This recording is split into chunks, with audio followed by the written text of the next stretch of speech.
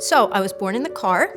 Mom and Dad never quite made it to the hospital. And Dad stopped in front of a doctor's office, and the doctor came out and assisted with my older brother in the back seat. That's my, my claim to fame. It did make the newspaper, yes. My parents became believers when I was a little girl. And as soon as they became believers, they started attending a church right up the street from us where the gospel was preached. I knew from the time I could first talk and sing that Jesus loved me, this I know. 3 years ago, this past November, our middle son, Micah, was diagnosed with acute lymphoblastic leukemia.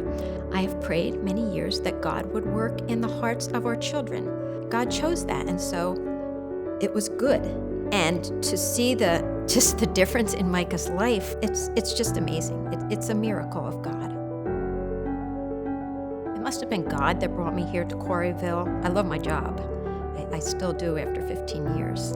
I had a hard time figuring out what my gifts were and where I really fit in. And when I went up to personal care, I knew, and I still know, that that is my niche. That is the gift that God has given me, just to love and care for the residents there. I think a lot of times listening is a lot more than telling. Just being there to listen to them, to hear what they have to say. I know your family members will be well cared for. I know they will be loved. I know it will be difficult at first.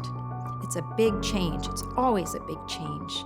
But in time, I think they will adapt. In time, I think they'll respond to the care that they give, that they get there. It's all in God's timing. He has you here for a reason. And even if you can't go out and do anything, you can pray. I always tell them, I covet your prayers. All of us employees need your prayers. The other residents need your prayers. By the time they get to personal care, they've given up most of their independence. It's remarkable to me, the difference when someone comes in and they're just so miserable being there. We really just love on our residents. And to see the change in them over time, how they respond to us. At first you go in, they're very angry at you. They don't want you there. And after 6 months, a year, we see such a big difference in them. Just reminding them that they are loved, that God is there with them. No matter what their situation is, God is still there with them. I tell them I understand how you're feeling. I haven't gone through it yet, but I know, I understand what it's like, all that you've lost. God understands. If no one else understands, God understands.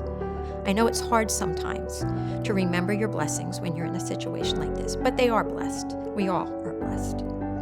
So we have residents now, and I just love going in their apartment. They have no TV. They have no cell phones. And some nights I'll go in and they'll be sitting at their little table with their pickup sticks, and they'll be playing pickup sticks. And I just love that. I love the fact that they can sit in there, an older couple, and they can be playing a game together, and they don't need all the other stuff that we have.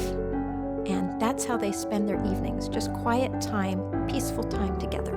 Living fully for me is just living the rest of my life for the Lord Jesus Christ. It's pleasing Him, trying to please Him. I know I sin and I don't please Him a lot in what I do, but trying to please Him in all that I do. And so that one day, when I see His face in heaven, He will say, "Well done, thou good and faithful servant." That's my goal in life. That's living fully.